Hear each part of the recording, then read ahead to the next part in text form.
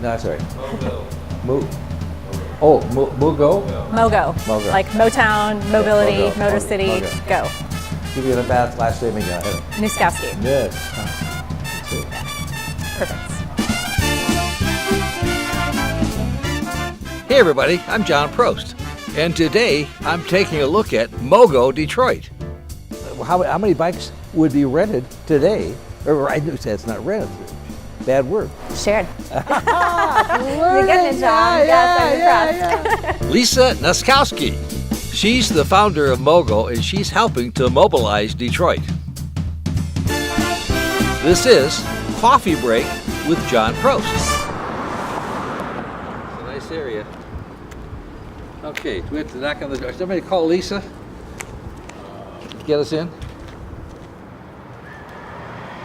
Workshop Detroit, Uniontown, 302, MoGo, Detroit Dart.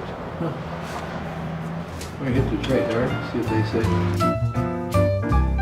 Tell me about your background. Yep, so I went to undergrad at Central Michigan University, Yep. And then went on to graduate school at the Ford School at University of Michigan and have a master's in public policy from there. Wonderful. Yeah, I've always been interested in policy and politics and where the two intersect, and so I got a fellowship to come to the city of Detroit and work in the mayor's office in 2002 and fell in love with the city of Detroit and decided after I was going to finish my degree that I would move to Detroit. And then I moved to Detroit and I ran a state representative's re-election campaign. I worked for the director of intergovernmental affairs, and then shortly thereafter I started working for the city of Detroit in official capacity and worked for an entity called the Strategic Management Center. Yeah, no problem. There he is. Come on in here, kiddo. See, they get in here, they play with these toys and stuff. Oops, I just did it. So fast forward, I started working at Wayne State's Office of Economic Development in 2012. The university was approached by a couple of community members at the time who were interested in what bike share could look like for the city of Detroit and wanted the university to play a convening role in that conversation. And so I happened to be in the right place at the right time. Fantastic. Yeah. Yes.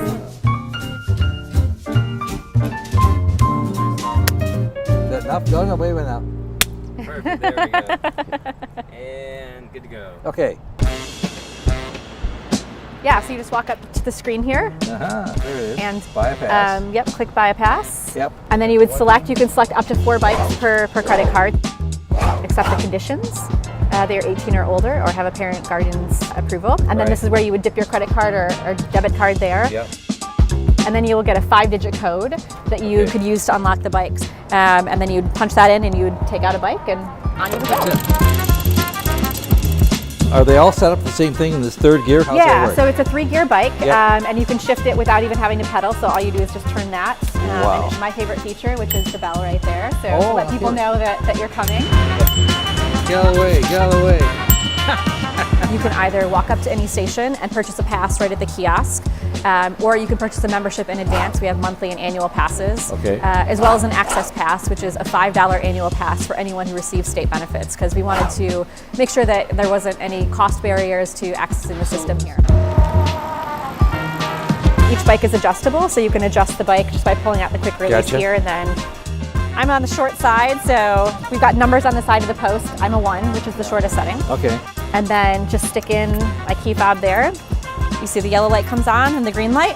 And You're all, pull the bike out. You're all done. And then there you go. That is really easy. Exactly, yes. You have 43 stations? Correct, yes. Wow, that's a lot. So we're approaching the Burroughs and 2nd Station outside of 1 Ford Place. Yep. Then we've also got a station up at Henry Ford Hospital. Are they all utilized equally in a fashion? But yeah, they all get about the same use. Downtown, Midtown, New Center, North End. On the west side, Woodbridge, Corktown, Southwest Detroit, Eastern Market, Lafayette Park, the Riverfront, and West Village.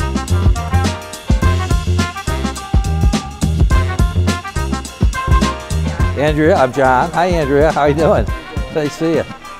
So tell us about this. This is where the bikes are serviced. Yep, exactly. So anytime a problem's reported with the bike, or Yep. we're just doing routine maintenance, we bring them in here. And you have any difficulty mechanically, you just push a button and it sends a message back to service this bike. Yep, exactly. When you put it back at the station, you just press that little red wrench, and then we know to come. Is there anything you haven't thought of? I'm sure there is.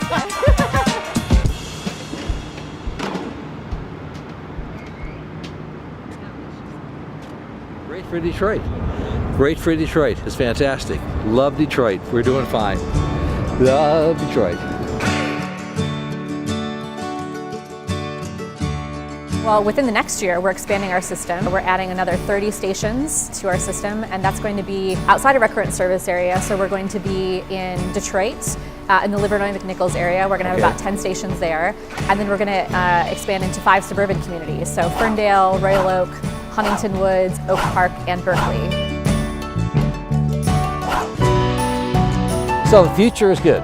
The future is good, yeah. good. We're very excited about 2019 and the expansion, particularly because I think it sends a really important message in this region around regional collaboration around transportation. That communities can work together to solve transportation. There we go. The green light's on. See the green light here? So we're all set. It's perfect. If there's one singular thing that you'd like to accomplish with this whole thing that hasn't happened yet, what would that be?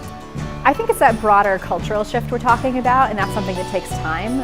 We really want to get people to think about their transportation decisions a little bit differently. And do you need to get in your car if you're just going a mile down the road? Could you hop on a bike? Could you walk? Could you take transit? A bike is not always going to be the solution, but we want to be that catalyst to get people thinking a little bit differently about how they move around. Well, it's transportation and it's fun. Yeah, exactly. 2 for 1. Yeah. Yeah. That's amazing. Wow.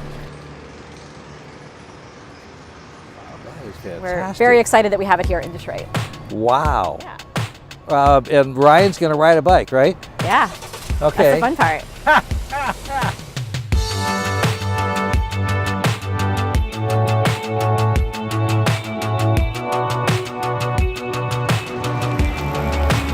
Our riders are incredible, and it really gives us a lot of pride, the value in the service that we're providing. We've got one who signed up for our Access Pass a few months ago. She lives within our service area, does not have a car, and has used the bike no less than 200 times. We've got another gentleman who lives in Southwest Detroit, has used it over 600 times in the last year. Got an employee who works for DT Energy who gave us some feedback and said MoGo, along with some other lifestyle changes, has helped him lose weight. And so I think that these are, yes, individual stories, but they speak of a broader impact, helping connect you to the places that you need to get to, connecting you to jobs, school. It's something that I think people often don't think about bikes playing that role. They think about it purely as sort of a recreational option, but it can really be an important tool for connection.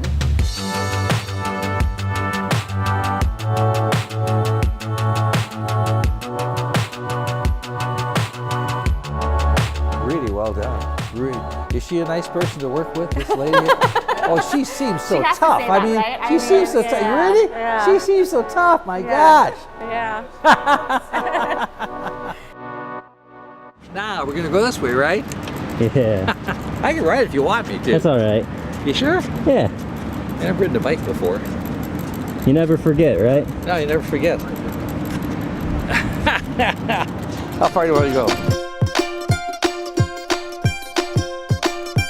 We wanted to build something that was really reflective of Detroit, because sometimes cities will just kind of, get an amenity like this and throw it down on the streets and just expect people to take to it. And so we wanted to create a brand, a look, a feel that really felt reflective of Detroiters. So the name MoGo actually comes from the inspiration of Motown, Motor City, but now we're looking to a future of mobility, movement in a lot of different ways. And so those 2 letters, MO, just really kind of kept standing out to us. And obviously Go, this is an active form of transportation. So we put the 2 together and there you have MoGo.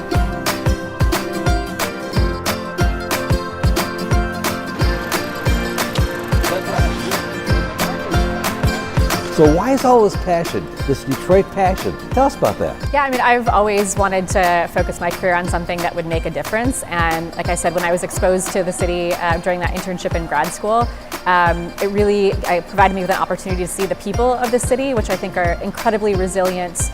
And just the spirit and the energy of the city was really attractive to me. And I felt like this is a place where I could come and make a difference. That's fantastic. He's been up and running for about 16 months now, and still a day doesn't go by when I see somebody on one of our bikes riding, and it just gives me a lot of joy knowing that we're providing something that is adding a little bit of value to people's lives in some small way, and whether that's getting them where they need to go, whether it's for fun, whether it's connecting them to other types of transit, just knowing that we're adding a little bit of value, it gives me a lot of joy.